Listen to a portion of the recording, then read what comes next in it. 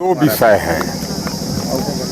एक विषय है कि कुटकू मंडल डैम के 780 परिवार जो विस्थापित हो रहे हैं, उन्हें ज़बरदस्ती सरकार, जिला प्रशासन विश्रामपुर और बलिगढ़ के बीच में जो 1000 एकड़ का भूमि है, जो वन भूमि है, उस वन भूमि पर सरकार ज़बरदस्ती उस 780 परिवार को बसाना चाहती है। सवाल वो नहीं है 1000 एकड़ है, 780 परिवार बसेंगे, 1 एकड़ लोगों को मिल भी जाएगा, लेकिन क्या होगा? बादल जिसे फट जाता है लोग मर जाते हैं, सांस नाश बंद हो जाता है। कभी जब सुनेंगे कि हिमाचल में बादल फटा और 500 लोग मर गए एक दिन में, वैसे ही क्या होगा? यहाँ पर आदमी का बादल फट गया, आदमी का बाढ़ आ जाएगा।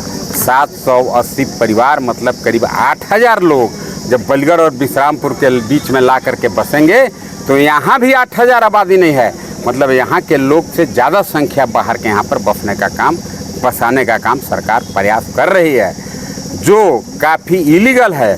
चूँकि आपको पता है कि बिना ग्राम सभा के परमिशन के सरकार, चाहे वन भूमि हो या नदी से बालू उत्खनन का मामला हो,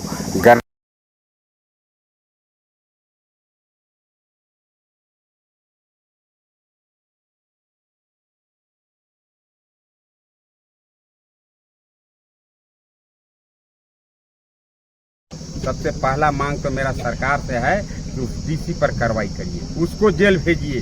उसको किसने अधिकार दिया कि महिलाओं को पुरुष पुलिस बल के द्वारा पिटवाने का काम किया गया?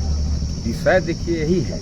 यहाँ के लोग चाहते हैं कि वहाँ के 780 परिवार यहाँ पर न बसाया जाए, नहीं तो इनकी जो जंगल पर निर्भरता है, चाहे केंदू पत्ता हो, चाहे महुआ चुनते हैं, चाहे डोरी फोड़ते हैं, चाहे लाशा खाते हैं, या दोना बनाते हैं पतैला करके, या केंदू पत्ता, जिस पर इनका निर्भरता है, ये बेचारे कहाँ जाएंगे जो पहले से यहाँ पर बलिगढ़ और विश्रामपुर पंचायत में रहते हैं? इनका आशंका यही है कि जब 780 परिवार बस जाएगा तो लास्ट में बाध होकर के यहाँ के लोगों को कब्र करके भागना पड़ेगा। देखिए, आज लोकतंत्र है, प्रजातंत्र है, सरकार को भी लोकतंत्र और प्रजातंत्र का देखिए सम्मान करना चाहिए।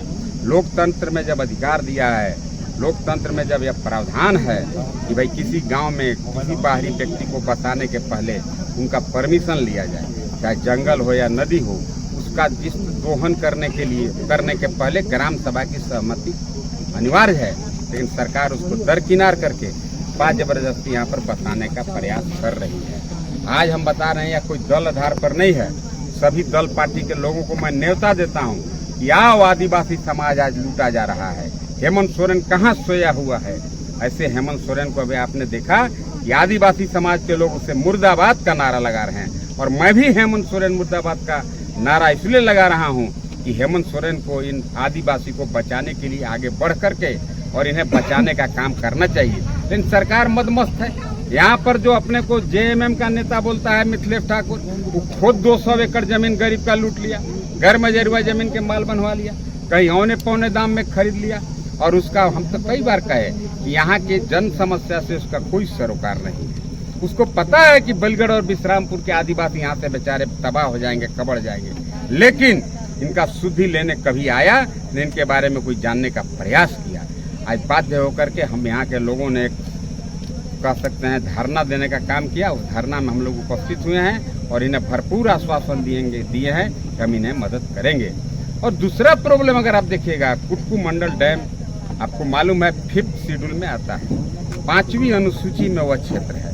5th शेड्यूल एरिया के लोगों को non 5th schedule protected area में आप नहीं बता सकते हैं। वहाँ पर पेशा कानून लागू है भंडरिया और बड़गढ़ 2 प्रखंड में, लेकिन रमकंडा और रंका प्रखंड 5th शेड्यूल से बाहर है। आप बताइए, जब वहाँ के 8000 लोगों को लाया जाएगा जो पेशा से प्रोटेक्टेड हैं, जिन्हें पेशा कानून का लाभ मिलता है, ग्राम सभा की काफी महत्ता है, वहाँ पर काफी महत्व है, वहाँ भी बिना ग्राम सभा किए हुए जबरदस्ती जिला प्रशासन गढ़वा उसको यहाँ पर ला करके बसाना चाहता है। उन बेचारों का भी यही मांग है कि भाई हमें 5th शेड्यूल से बाहर मत करो, अगर हमें पेशा कानून से बाहर करोगे हमें कौन न्याय देगा?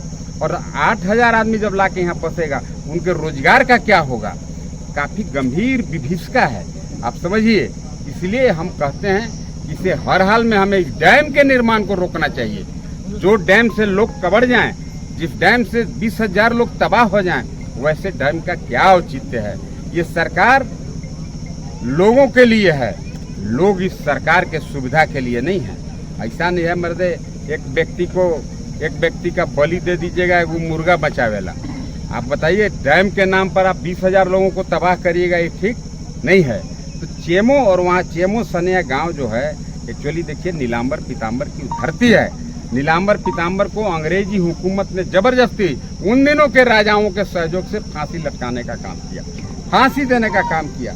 और देश आजादी के पहले अंग्रेज, आज नहीं, देश आजादी के पहले वही कुटकुम मंडल डैम का शिलान्यास अंग्रेजों द्वारा किया गया था।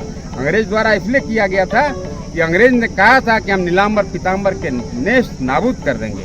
फांसी तो चढ़ाया छोड़िए, वो चाहता था कि उनका गांव का नाम भी मिट जाए, इसलिए ऐसा जगह पर डैम बना रहा था कुटकुम मंडल डैम, ताकि उनका गांव जो चेमो सनिया गांव है वह गांव जलमग्न हो जाए। लोग भविष्य में अंग्रेजी हुकूमत के विरुद्ध कोई आवाज उठाने का काम न करे, अंग्रेजी हुकूमत के विरुद्ध कोई लड़ने का काम न करे। आपको पता है अंग्रेज यहाँ से भागने का मुख्य कारण है यहाँ के लोगों ने लड़ाई लड़ी, तब जाकर के अंग्रेज को यहाँ से भागने के लिए बाध्य होना पड़ेगा। आज वही स्थिति है। यहाँ के आदिवासी अगर आज बेचारे नहीं लड़ेंगे, लड़ने के लिए काफी बेचारे तैयार हैं। इनका तो मेन कहना है कि भाई हमें क्यों नक्सलवाद की ओर धकेला जा रहा है। आज लोकतंत्र है, प्रजातंत्र है, यहाँ के लोगों की सरकार है। अब यहाँ के लोगों की सरकार है और लोगों की यहाँ पर अवहेलना की जा रही है, लोगों की जान मारने की कार्रवाई की जा रही है, महिलाओं को पुलिस द्वारा पिटवाने का काम किया जा रहा है, पुरुष पुलिस द्वारा पिटवाने का काम कर रहा है। ये सब काफी गंभीर समस्या है। इस समस्या को लेकर के हम लोगों ने महामहिम राज्यपाल को भी मिला और विधानसभा में भी मैंने कहा कि जब बाहर के 8,000 लोग ला करके बसेंगे तो बलिगढ़ और विश्रामपुर के आदिवासी महिला भाई बहन सभी लोग बाध्य हो जाएंगे, बेचारे नक्सलवाद की ओर प्रेरित होना पड़ेगा उन्हें। मैं नक्सलवाद का तो कहा कि मैं विरोधी हूँ, लेकिन आप किसी को उतना ही दबाइए, एक सीमा तक दबाइए, कानून का पालन करिए।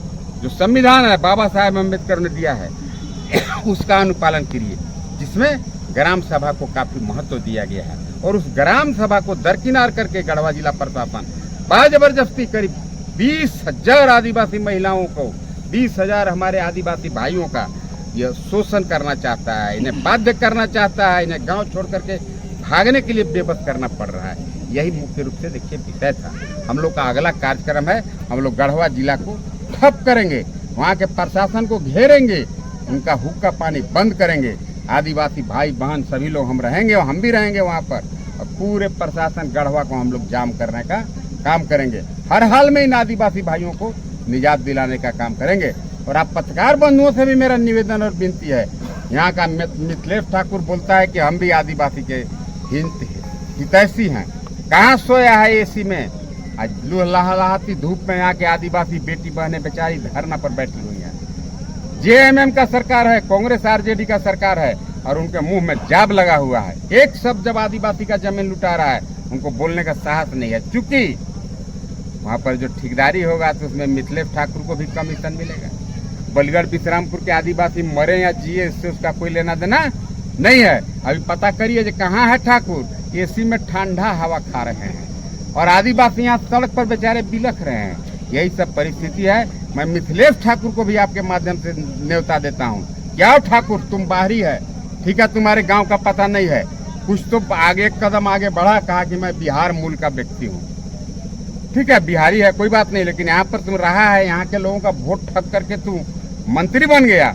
आओ इस लड़ाई में कंधे से कंधा मिला करके लड़ो, इन आदिवासी को न्याय दिलाने का काम करो। चलो हेमंत सोरेन को हम लोग घेरते हैं, लेकिन इस आदिवासी के साथ उसको लड़ने का कोई इंटरेस्ट नहीं है। मैं आपके माध्यम से यही कहूँगा, इसमें आप पत्रकार बंधुओं की भी काफ़ी महत्वपूर्ण भूमिका है, इस बात को हाईलाइट करिए। अभी मैंने बीच में सुना था कि भाई वहाँ के सेक्रेटरी, होम सेक्रेटरी झारखंड सरकार का भी यहाँ पर आगमन हो रहा है। क्यों हो रहा है? अरे भाई जब जड़ी में ही जब दिया लगेगा तो पेड़ बढ़ेगा। जब आप जान रहे हैं कि बिना ग्राम सभा के आप बसाना चाहते हैं, तब कैसे सोचते हैं कि बसा लीजिएगा। मैं यहाँ पर 1 लाख आदिवासी का मीटिंग करूंगा, 1 लाख आदिवासी का, पूरे गढ़वा जिला के आदिवासी नहीं, पलामू परमंडल जिला के भी आदिवासी, लातेहार जिला के आदिवासी को बुलाऊंगा यहाँ पर और दिखाऊंगा कि देखो कैसे आदिवासी का यह सरकार विरोधी है। मैं आपके माध्यम से भी कहता हूँ, आज की वर्तमान महागठबंधन की सरकार घोर विरोधी है आदिवासी की। इसीलिए मैं कहता हूँ कि यहाँ का जो मुख्यमंत्री है हेमंत सोरेन, मुर्दाबाद मुर्दाबाद, इसलिए मुर्दाबाद, आदिवासी का वोट लेके मुख्यमंत्री बना है और आदिवासी लहर में धूप में घूम रहे हैं और उसके जेएमएम के नेता एसी में सो रहे हैं। यही सब विषय था, उसी को लेकर के था। आगे डेट हम लोग तय करेंगे।